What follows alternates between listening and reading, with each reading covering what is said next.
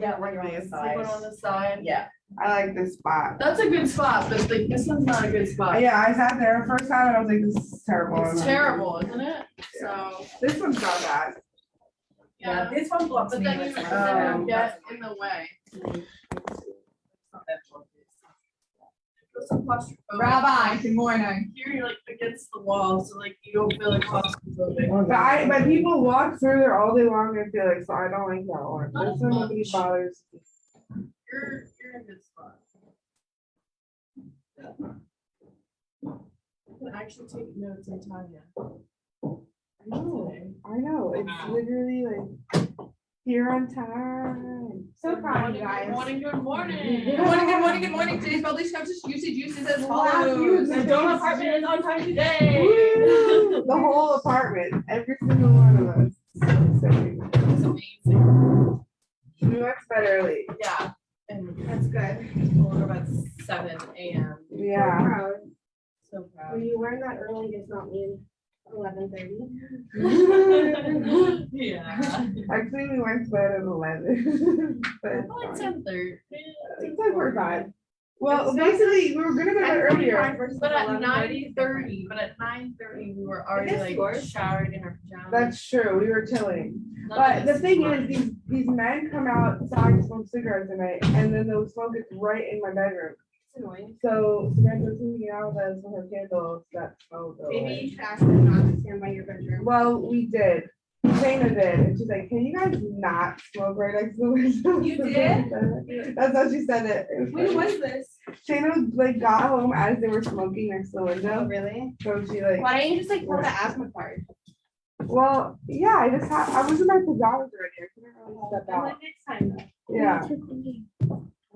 You can come out with your inhaler and be like, Wait, sir, we have a picture of your hair. what? My hair.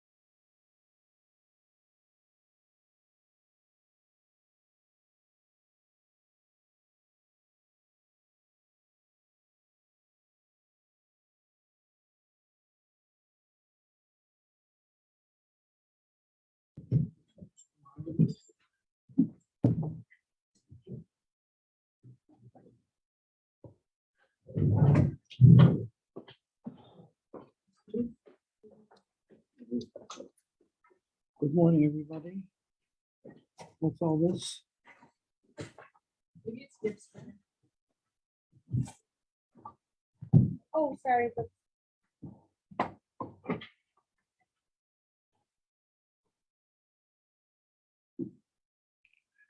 Good morning, Malka. Good morning, Rabbi. Ariel. Good morning. Good morning. Reba. Rebecca. You have a favorite mitzvah? Hannah McGrath. I have a lot of favorite mitzvahs. Each one is a favorite in its own way. That's I don't know, each mitzvah is a chain leading to another connecting. us to one of my favorite mitzvahs we'll get to do tonight, which is Kiddush Levana. Rabbi, it's always good to sanctify me.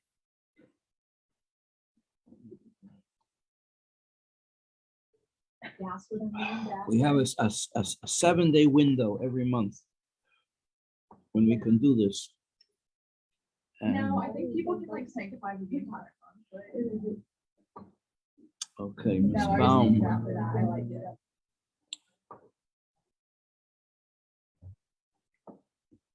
Sarah Abigail,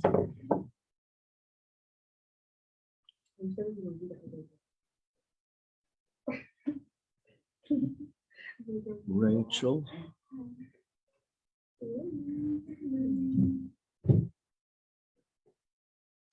Hi, Rabbi. I'm on Zoom. It's Tova. Tova. Good I'm morning. gonna come in. I'm just running a little late, so I'm on Zoom. All right, Okay. Tova, I gotta see your face. Thank you. Rachel, what's your last name? Do I comment on it or do I like? What? Contact it doesn't exist? O'Connor. There you go. Oh, all right. That's it, Sarah. And For this language celebration.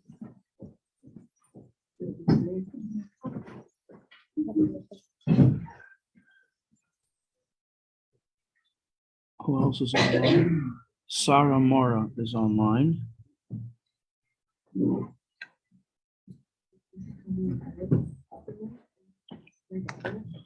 All right.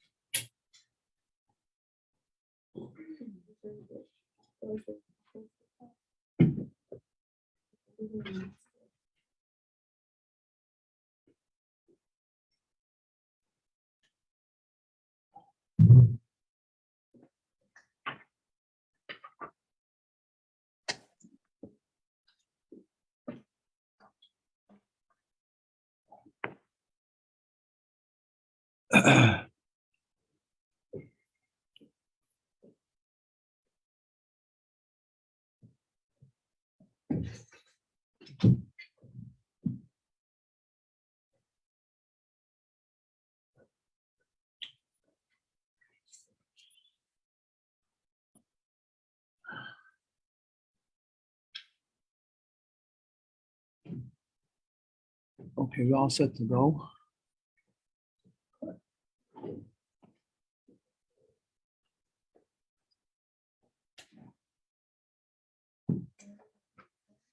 So we learned that the animal soul dwells in the blood.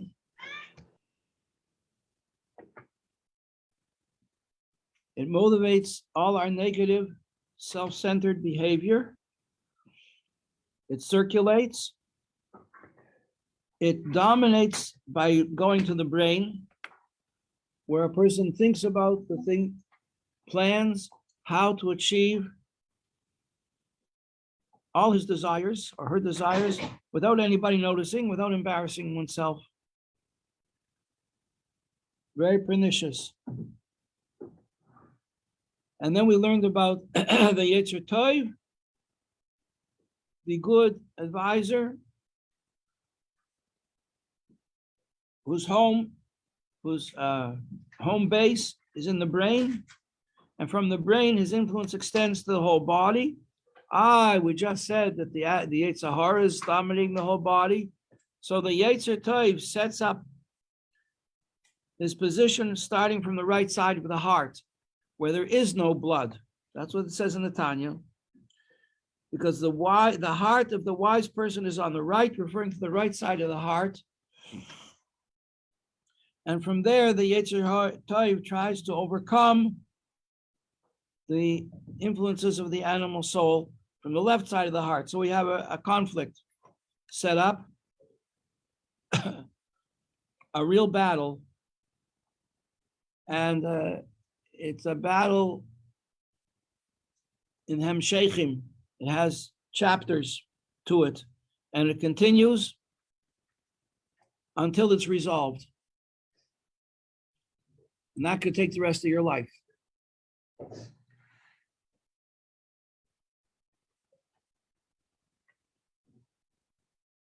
You're not allowed to give up. You don't have to be perfect, but you have to try. You have to be ready to continue with the fight. Because if you don't, then you lose. What could be more depressing than that? And the first one will tell you that you're a loser is the bad guy. Ha ha! He's going to vaunt himself over you. And make you depressed. And what will you do in your depression? You want to cheer yourself up, because a person who's unhappy wants to cheer up. How can you cheer yourself up? By listening to the Yetzer Hara some more and indulging yourself in more of your desires. But then you're just falling deeper and deeper into the morass of self-pity and self-indulgence. So really, there is no choice. We have to engage the enemy and keep up the battle until it's over. And you know when it's over. It ain't over till it's over. That's what the Yogi Bear. This is Miss Krimko, right? Chava, welcome back. We're on page 138. So when the Yetzer Tov comes, now by way of review, when the Yetzer Tov comes into the heart, the right side of the heart, it inspires a fiery love of Hashem, because the heart is where you feel love. And this is we're going to see later, clearly stated in this chapter, that the struggle is to replace, to drive out the love of pleasure and replace a physical pleasure, material pleasure, the pleasure of owning things because they make you feel significant, and replace that with the pleasure of doing somebody a good deed, doing someone a favor, fulfilling a mitzvah in a beautiful way, glorifying the name of the one who made us, which is a much deeper and truer pleasure. That's the end game. So when the Yetzer Tov comes into the right side of the heart, it inspires a fiery love of Hashem. And this will be found when a person exercises his muscles, but the muscles between his ears, his brains, to discern, to reflect, and understand the greatness of Hashem, which we can perceive with our eyes as we walk along and look around, or with our mind when we think about the obvious fact that we live in such a wondrous world. Someone must be making it. It's not happening by itself. The electrons don't keep on circulating around the nucleus of the atom by themselves. It's not random at all. And so, as we develop our concept of the greatness of Hashem, the creator and the source of all life, it arouses in our heart the desire to be connected to him. That's also an expression of love. Love is the emotion in the right side of the heart, that a person loves his or her life. Even when you're depressed, you think, I hate my life, I don't even want to be alive, heaven forbid. It's not true. It's not true. If someone would grab you in the street, heaven forbid, and threaten you, you would scream and cry and spare me. You don't want to die. The person doesn't want to die. As much as we think we don't like ourselves, we love ourselves. That's just an inversion. My mother, Alei Shalom, used to say, the people who say they hate themselves, that's really because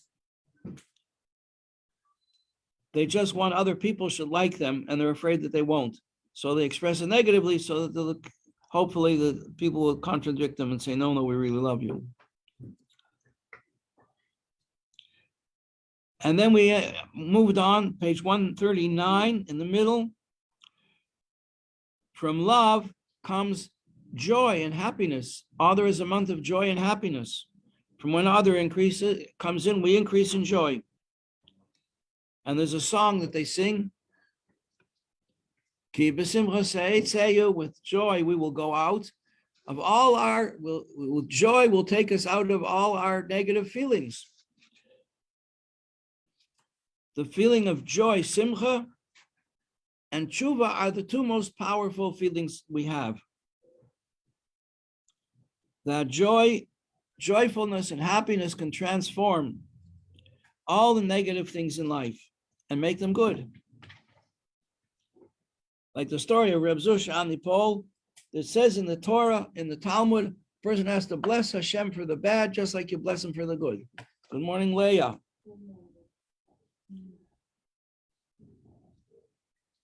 Two students of the Alter Rebbe said, how can you do that? How do you, when things are going bad, how do you bless Hashem? When you're all upset because everything's going wrong, how do you bless Hashem for that? And we have examples from recent history, unfortunately, that clarified that scenario all too starkly. How do we bless Hashem for the bad? So he said, go to this village and you'll find there Reb Zusha, my colleague, he will teach you. And it was quite a trip in those days. They didn't have transportation. It was a long trip to make on foot. The weather wasn't conducive. And they got there and they're asking, where does Reb Zusha live? And they're pointing him. On the edge of town is a dilapidated home, a hovel. You wouldn't want to live there. Nobody would want to live there. And that's where Reb Zusha was there. And they knock on the door. And he's so happy to see them. Guests. He's thrilled. His whole story, his whole life story is very, very interesting. I'm not going to get into it now because it'll be the rest of the class. But he had a very humble attitude towards himself. As a child, he was maybe dyslexic or had learning disabilities. He couldn't learn. He was slated by his teachers as a dunce. He would never be able to get anywhere in life. And his mother was the daughter, also raised without any education, the illiterate daughter of a hidden tzaddik. He was a hidden tzaddik. Nobody knew who he was.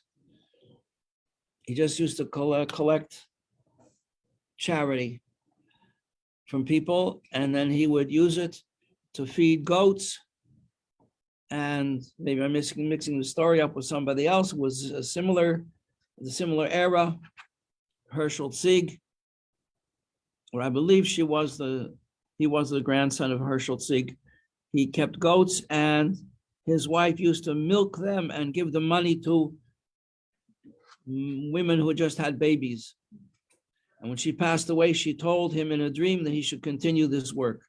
And he was a great, righteous person. Anyway, his daughter became the mother, or maybe it wasn't his daughter, maybe it was another tzaddik from that period, became the mother of two great famous children, both of them whom could not learn in their youth. One became well known as Reb Elimelech of Lezhinsk, a founder of many Hasidic dynasties. One of the great Polish Rebbeim, and his brother Reb Zusha of Anipol, who wrote the introduction to the Tanya, the approbation, the endorsement of the Tanya. And they arrived at his house. He was living in absolute poverty. He didn't have a dime to his name. In fact, he didn't want to keep any money or any food in the house, because then he relied on the food and not on Hashem. He prayed every day, Hashem to give him his food, his daily bread, so to speak. And they arrive at this hovel, And he said, what brings you here? And they said, we were sent here by the Rebbe to learn from you how to bless Hashem when things are going wrong. He said, well, you got the wrong address here because nothing ever went wrong in my life. I bless Hashem for every minute. So that's the idea, that love of Hashem leads to this tremendous happiness to be on Hashem's team. How does an athlete feel when he makes the team? Very happy, because he knows he's on the winning team. So our love of Hashem that comes from our meditation on his greatness leads to a feeling of great happiness. When we contemplate the beauty and the greatness of the creation and our privilege, the privilege that we have to be part of it all, because Hashem gives us his mitzvahs. On page 139, how does this happen? That a person perceives now the majesty of Hashem everywhere and his glory. Kasher, the last two Hebrew lines on page 139, when one's eyes, the eyes of the wise man, which are in his head, the mind's eye, so to speak, Asher, which operate through the person's intellectual quality of Chachma and Bina, like the first two letters of Chabad, Chachma Bina. With his Chachma, he perceives the idea, and Bina, he develops it and understands it. And with Das, he connects himself to it. He doesn't let himself forget about it. He doesn't start taking it for granted.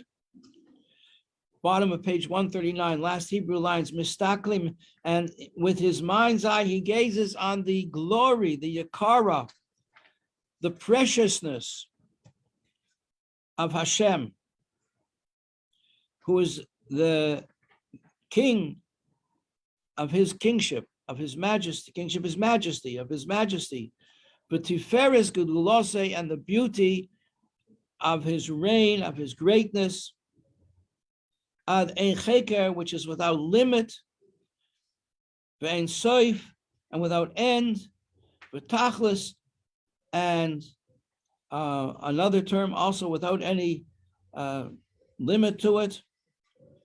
K'muvor b'makom acher is explained elsewhere. Here he says in the English translation on page 140, top, unfathomable, infinite, and boundless greatness. Now, in English, these terms all sound like the same thing, but if we think about it, each one expresses a different aspect of Hashem's infinite goodness. And thinking about that causes a person to feel very happy. Why are you smiling? What are you happy about? Well, just think about, look outside. And you see Yakara, the preciousness and the beauty of Hashem's creation. And you think after that, that's just the creation. What about Hashem himself? If Hashem can make all this, then what is he? V'chein, Sharmid is Kadeshus, concluding this whole ode to the glory of Hashem. He says that this concept applies to all the other feelings you could have, the holy feelings in your heart. They all come from Chochmah, Bina, and Das, which are in the brain. So that's the setup. Now we have the Yetzer Hara in the left side of the heart, and in the right corner, wearing the white trunks, the Yetzer Tov, with their coach behind them, which is Chochmah, Bina, Das. The brains behind the whole thing. Okay, now it says in the middle of the page, 10th of Tavis, 13th of Tavis. In the daily learning, that's what we would be up to on the 10th day of the month of Tavis, month and a half ago. And now comes the action.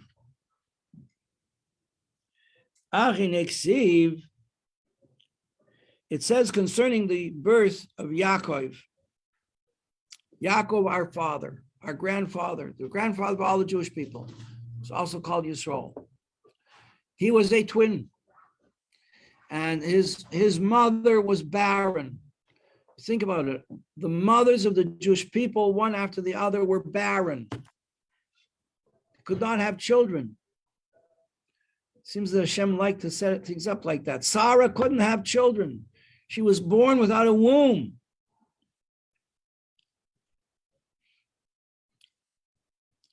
And by a miracle, at the age of 90, she conceived a child who became our father Yitzchak, father of the Jewish people.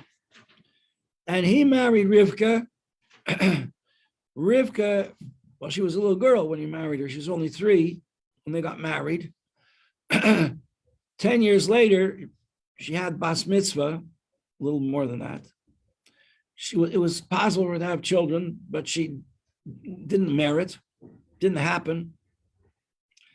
She was married to this great tzaddik, Yitzchak, who had given his life to Hashem, was ready to be the ultimate sacrifice to God. It was only a test, it wasn't for real. And he spent 3 years in Gan Eden waiting for her. Can you imagine being in the world to come for 3 years, that his soul should not become impure from anything in this world in order to fulfill the holy mission that he had ahead of him? This is where we come from. This is our Jewish heritage.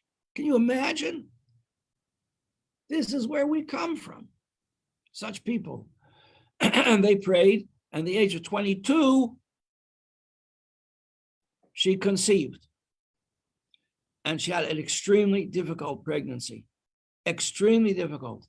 She was in agony, and she didn't know what. She says in the Torah, she says, if this is what it's all about, what did I need it for?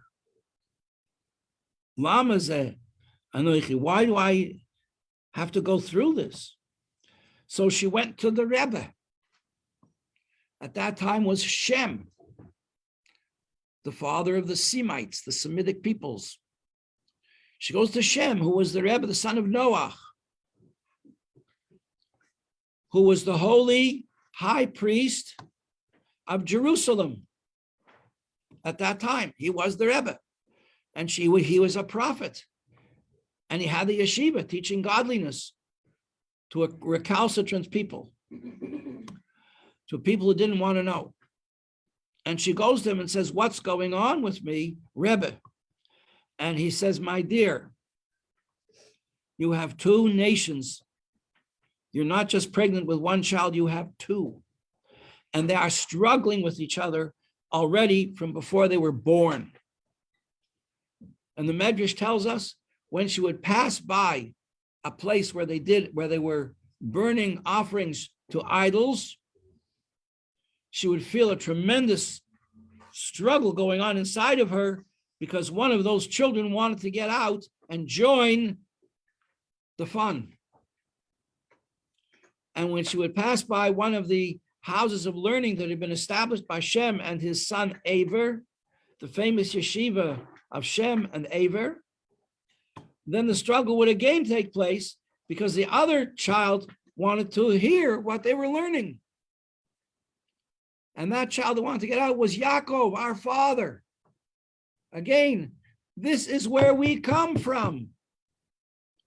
This is our blood. This is our inherited subconscious. This is our whole psyche. This is our whole being as Jews. This is what we are. And these 2 twins were struggling against one another from before they were born. And the prophet Shem says to her, and it quotes it in the Tanya right here, you have 2 nations there.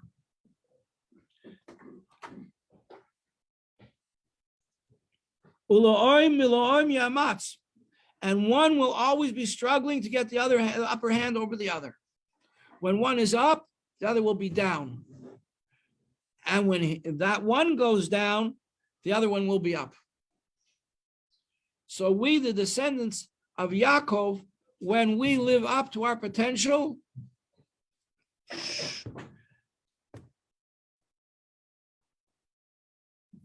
then the other twin, Esav, has no power over us. But if we are lazy or negligent about our mission in life, then we start taking things for granted, then we go down. And when we go down,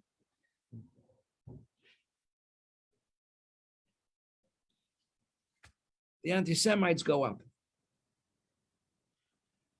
And they wreak, W-R-E-A-K, their vengeance upon us. They are ready and waiting to revenge, to take revenge on us, and it's all our fault. So what's the answer to bad times? Be good. Tracht good, think good, be good. And it will be good. Because every time you do a good deed, that takes away the energy and life from the negative side, from Esau and his evil and his descendants. And this becomes a struggle. This is the struggle of all struggles. You've heard the story before. It sounds familiar, right? Yes, it happened all before. With whom? With the first children born of Adam and Eve. Cain and Abel, we say in English. In Hebrew, Cain and Hevel. Cain and Hevel. And they fought against one another for control of the world. And Cain killed Hevel.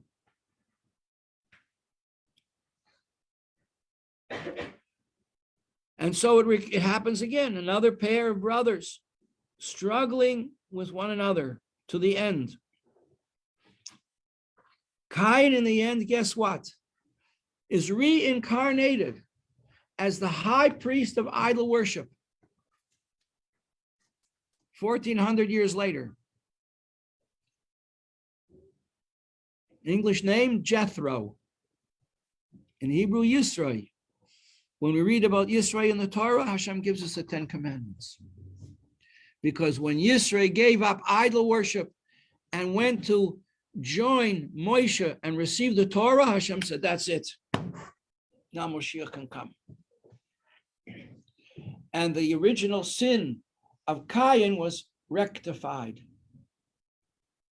Because Moshe Rabbeinu was the reincarnation of Hevel, his twin brother. And when Yisro comes and sends a message to Moshe that I am your father-in-law, I have come to see you. Please accept me. I want to receive the Torah together with you and with your people. And he sends the message.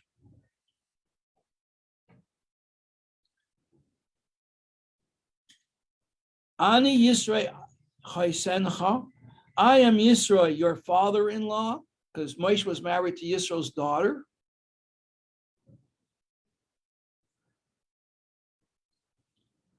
And the first letters of those three words, Ani is Aleph, Yisro is Yud, Chaisencha, your father-in-law, is a Ches.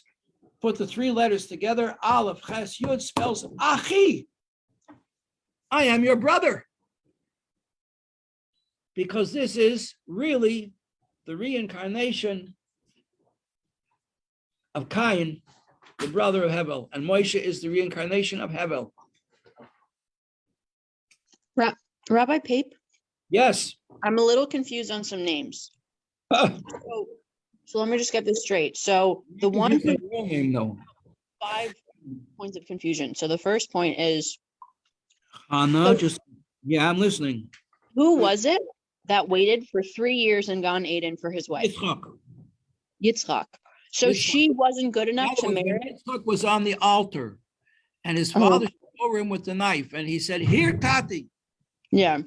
Here. Mm-hmm. And his soul went out. His soul went out because it was so high. His soul went out. He died. Oh, he did die. Where did it go? His soul Gan went. Eden? Gan Eden, right. Hashem kept him there until it was time for Yisro. At that same time, Rivka was born. She was an infant. He had to wait 3 years till legally he could marry her. Okay, gotcha. And Avram had to send Eliezer to extract her from her family because her father was a wicked swindler and idol worshiper.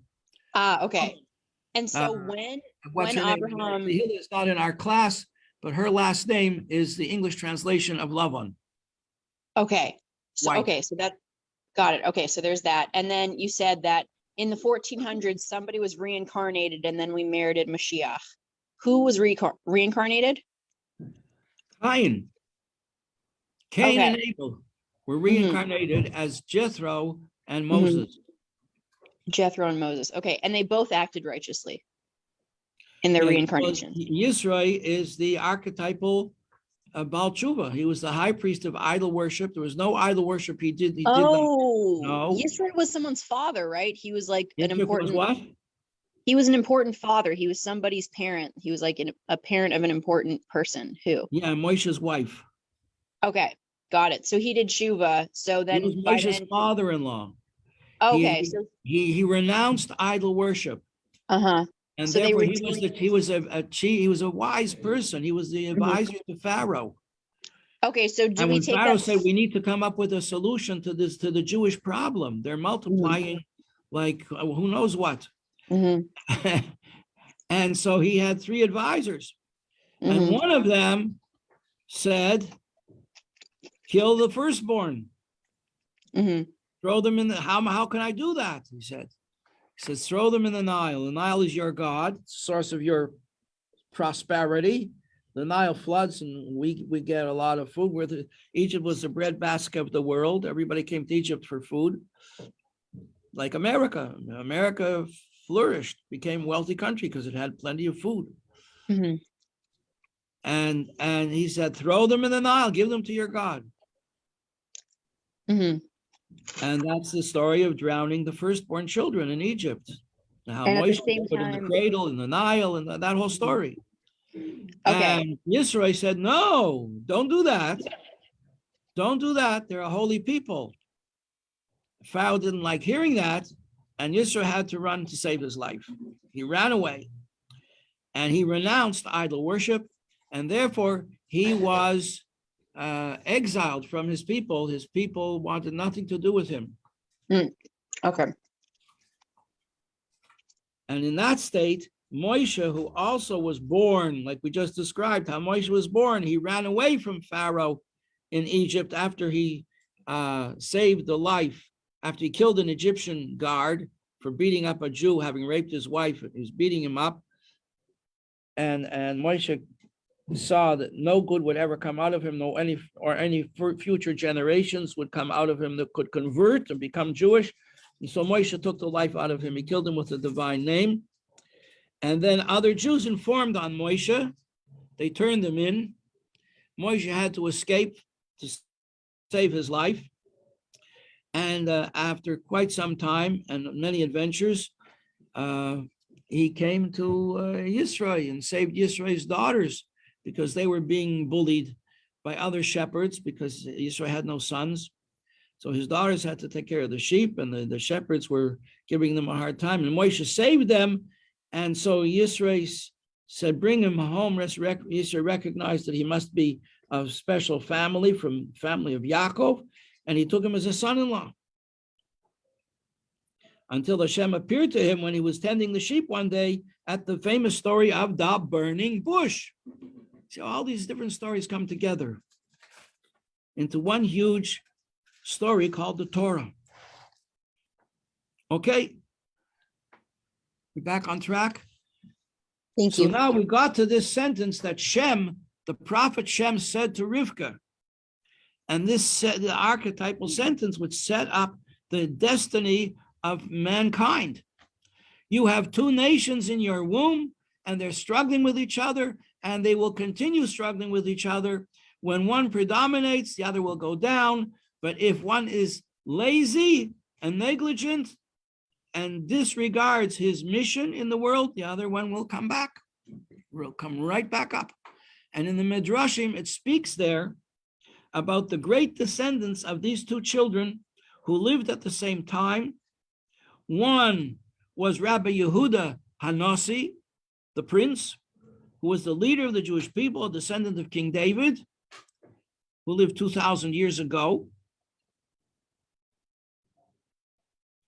And at the same time, the descendant of the other twin was the emperor of Rome, Antoninus. And they actually, Hashgacha Pratis, nursed from the same mother. When there was a decree, a Roman decree prohibiting circumcision, Rabbi Yehuda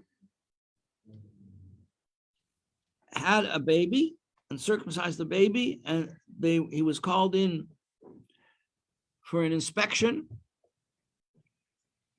and his wife became very friendly with the wife of the emperor, and she had pity on her, and they traded children.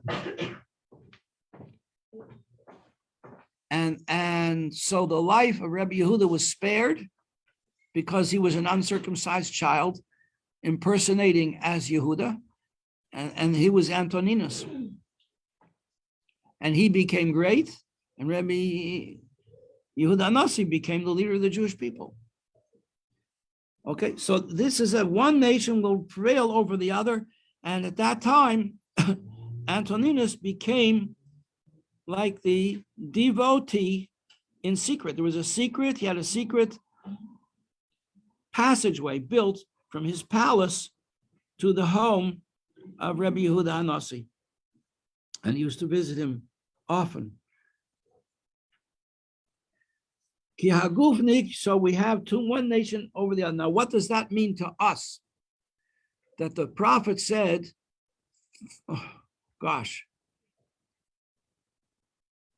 like 4,000 years ago, maybe 3,700 years ago.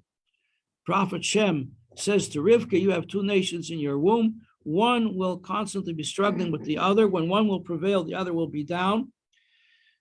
This all comes to roost by us as the Jewish nation.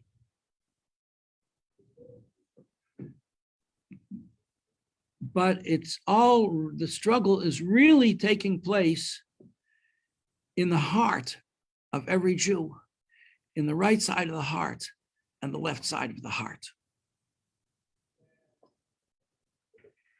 And so here the Alter Rebbe says, after he brings down this prophecy that one nation shall prevail over the other nation, because your body is called a small city, and just like two kings, imagine the World War, two armies struggling over control of one city. So we have two kings struggling for control over a city, and the city is your heart. And the nation is your life. Thank you very much, everybody. Thank you.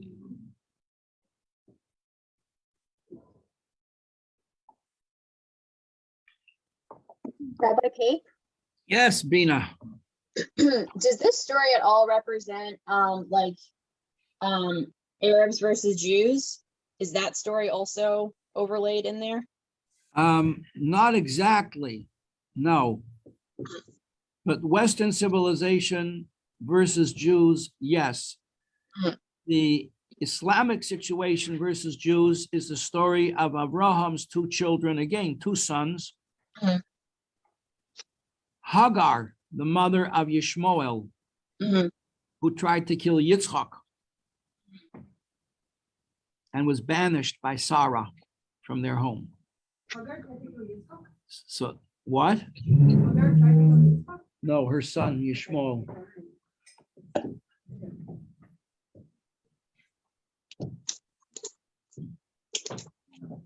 Can we derive any hope from that story that like things between the Arabs and the Jews might settle soon?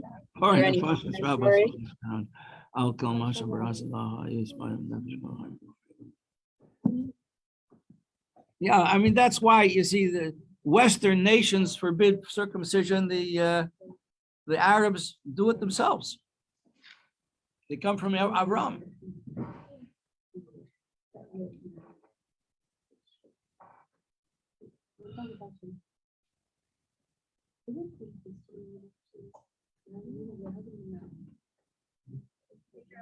What we are witnessing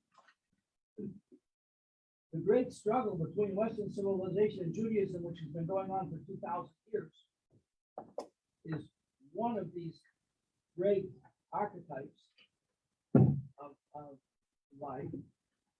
And the other that we're now, which is all predicted in the prophets, is the resurgence of Islam.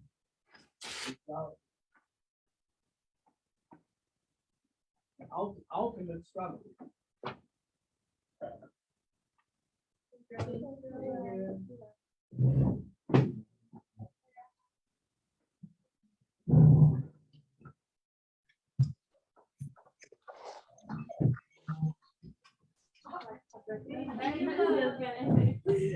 You're fat.